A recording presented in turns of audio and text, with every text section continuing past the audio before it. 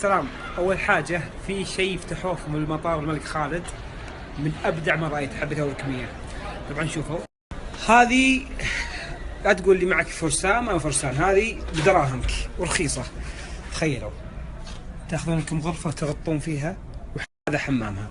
لا وشوفوا التلفزيون. في أكبر منها؟ اي هذا السويت. هذا السويت؟ نعم. أوه هذا أكبر، هذا أكبر ما شاء الله.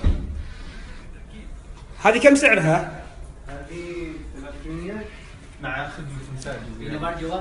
300 مع خدمة المساج. نعم. ما شاء الله تبارك الله.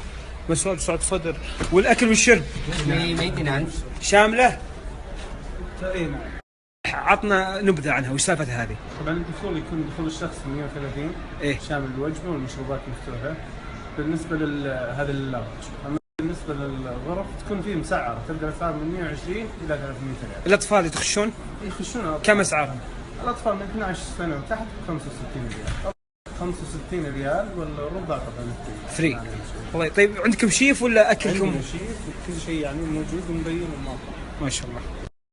هذه طبعا غرفة مساج على اليسار هنا. إيه؟ والحلاق ان شاء الله هلا جاي في الطريق يعني.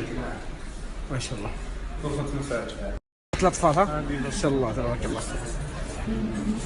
الله يوفقكم يا رب إن شاء الله. الله يعافيك.